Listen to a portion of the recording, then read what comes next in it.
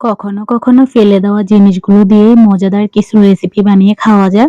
তো আসলে আমরা চেষ্টা করলে সবই সম্ভব। আমরা চেষ্টা করি না তাই কিছুই হয় না। তো আসসালামু আলাইকুম বন্ধুরা, সবাই কেমন আছেন? আশা করি সবাই ভালো আছেন। আলহামদুলিল্লাহ আপনাদের দোয়ায় আমিও ভালো আছি। তো আজকে চলে আসলাম আমি মজাদার একটি কলার পিঠার রেসিপি নিয়ে। তো এই যে দেখুন অনেকগুলো কলা নিয়ে আসছে দোকান থেকে আমার বাসায়।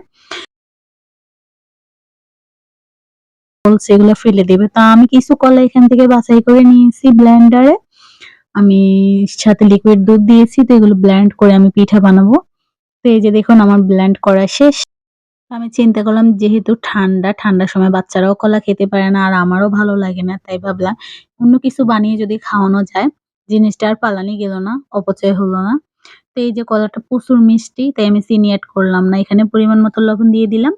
আর দিয়ে দিলাম ২ কাপ পরিমাণ আটা। আর সাথে ১ কাপ পরিমাণ আতপ চাউলের গুঁড়ো। তো দিয়ে আমি এগুলোকে ভালোভাবে মিশিয়ে নেব। খুব ভালোভাবে মিশাতে হবে যেন একদম সফট হয় ডোটা। একদম পাতলাও করব না, একদম ভারীও করব না এই পর্যায়ে ডোটা। তো এই যে দেখুন ডোটা একদম এরকম হইছে। তো এখানে আমি নারকেল এড করেছি যেটা আমার ভিডিওটা আসলে কাটা গেছে যার জন্য দেখাতে পারলাম না, সরি। তো এই যে ডোটা আমি ২০ মিনিট রেখে দিয়েছি রেস্টে। এবার পিঠা বানানোর জন্য চলে আসলাম। তো আজকে আমি লার্কির চুলায় পিঠা বানিয়ে দেখাবো। আমরা গ্রামে থেকে আমরা আসলে সবকিছুই গ্যাসের চুলায় বানাই না। আমরা লাকড়িতে বানাতে পছন্দ করি আর আমাদের ভালোই লাগে। তো তাওয়া বসিয়ে দিয়ে দেখুন কি ঘটনা ঘটে গেল আমার ব্রাশটার অবস্থা। তেল ব্রাশ করতে গিয়েছি, ব্রাশটা গলে গিয়েছে। এটা ভালো পড়ে নাই তাই। তো এই যে তেল গরম হয়ে আসছে এই পর্যায়ে আমি ডো দিয়ে দেব। এখানে ২ মালা ডো দিয়ে দিয়েছি। দিয়ে ভালোভাবে এগুলোকে মেলে দিয়েছি। তো অনেকটা পিঠাটা আমি চাপড়ির মতো করতেছি। তো আপনারা এটার সাথে আরো গুঁড়ি এড করে বড়ার মতো বানিয়ে নিতে পারেন। তালের বড়া যেরকমটা বানায় ওরকমটা, কলার বড়া এগুলাও অনেক মজা লাগে।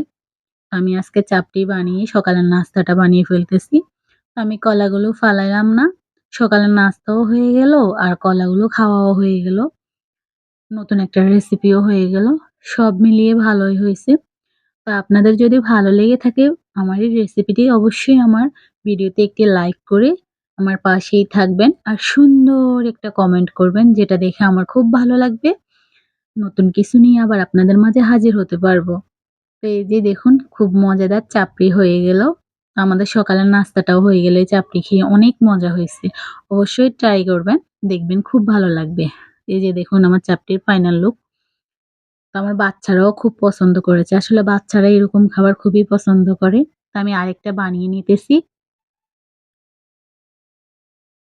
আমি আরেক পাঙা ড্র দিয়ে দিলাম। এবার এগুলোকেই সুন্দর করে রুটি শেপের মতো করে নেব। এই যে দেখুন। তো অবশ্যই ট্রাই করবেন।